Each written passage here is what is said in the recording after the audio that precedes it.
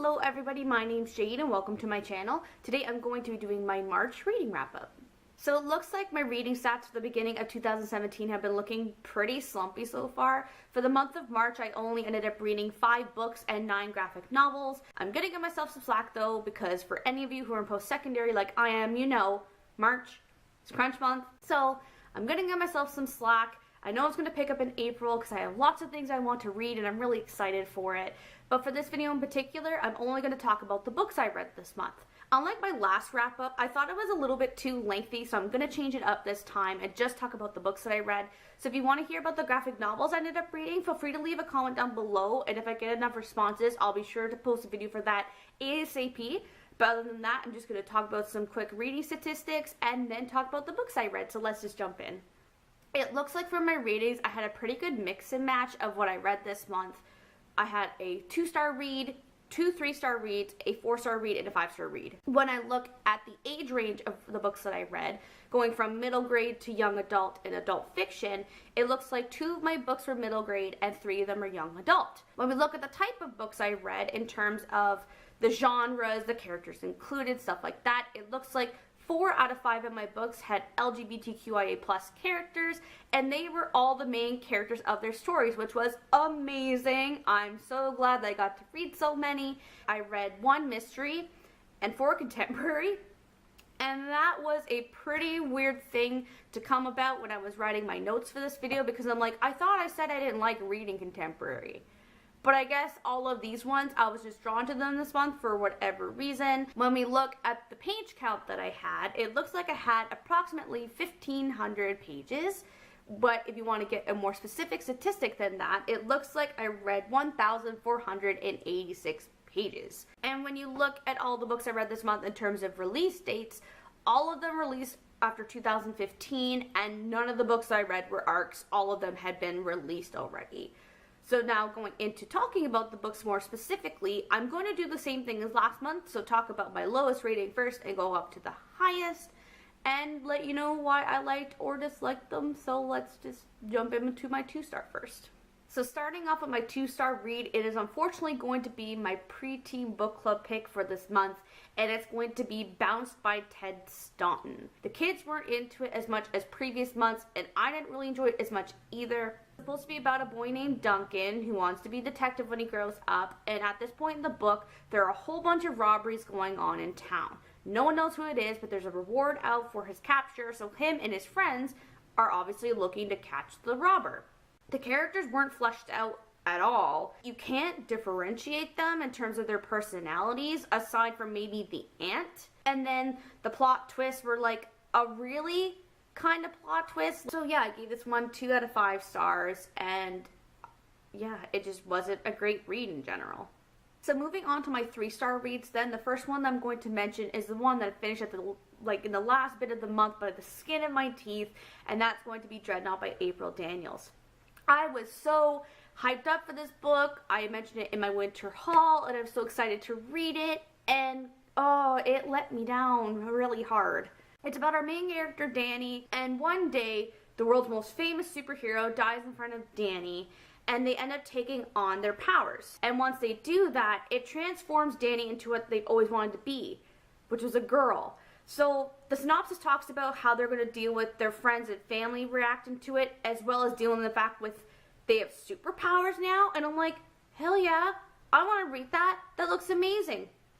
And I didn't like it. My main problem was with the writing style. You could tell for a fact that it was a debut because of some of the writing issues it had, and I felt so disconnected from what was happening, which upset me. There were moments in the book where Danny would be arguing with her transphobic father. I felt so disconnected, and I was upset by that because I'm like, this is a really hurtful scene. I was frustrated that I wasn't connected enough. The characters weren't fleshed out at all, and most of them were there just for namesake, and that's it. I didn't like Danny either. It was just, I was just so sad by it, honestly. I wish it had offered more. It just wasn't a good time. So moving on from that, then, the next book that I'm going to mention that was also a 3-star read was Our Own Private Universe by Robin Talley. Our main character, Aki, is going on a mission trip to Mexico. where she meets this girl named Krista. And she ends up falling for Krista, and they have this relationship, so it's a contemporary romance, right? I had two really big problems with their relationship.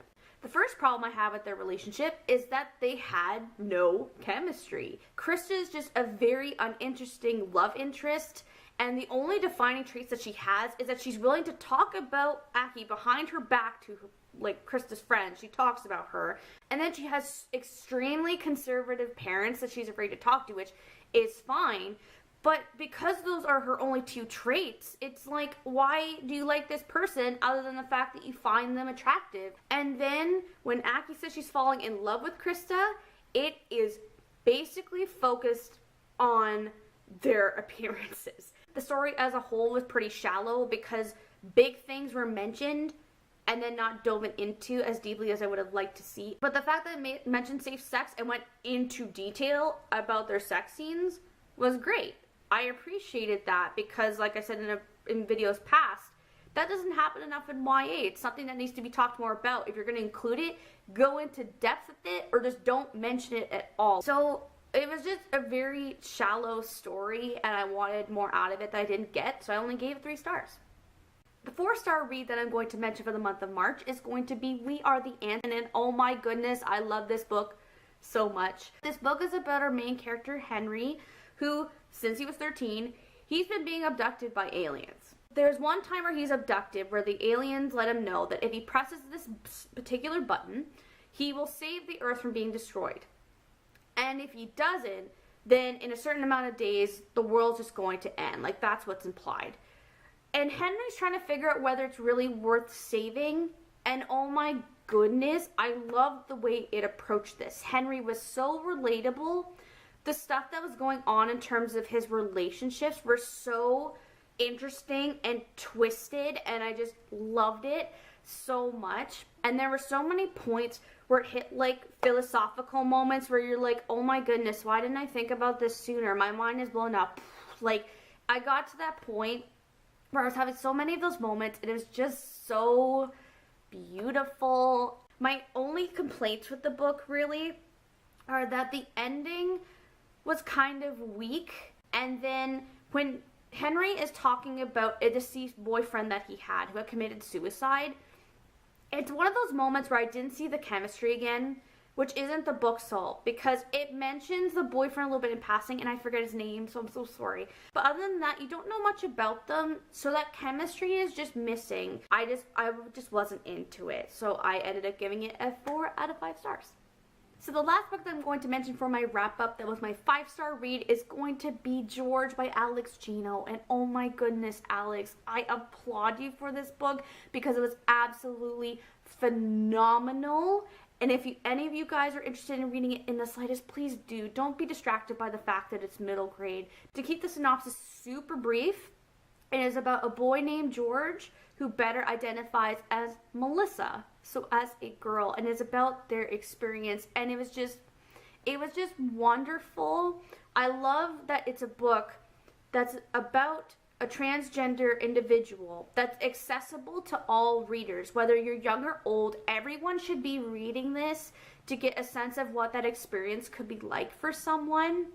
I loved all the relationship dynamics in here with Melissa's friends and family and their teachers. It was just such a nice balance of all the different reactions that you could get from people if you tell them that you're transgender. So they could be really supportive, really dismissive, somewhere in the middle. It was such a nice mix, and the ending, I cried. It was so good, and I was so happy for Melissa. And I'm sorry if that spoils anything for you guys in any sense of the word because of how I described the ending, but I'm gushing. Like, it was such a good book, and it, again, like I said, it's so accessible to people that no matter what age you are, you should still be reading it anyway. It was just a fantastic experience, and I enjoyed it so much. So those were all of the books that I ended up reading during the month of March. If you want to tell me about some of the books that you read during the month of March, or if you have any recommendations for what I should read in April, feel free to leave a comment down in the comment section below. I would love to hear from you, and yeah, thank you guys for watching, and I'll see you guys in the next video. Bye!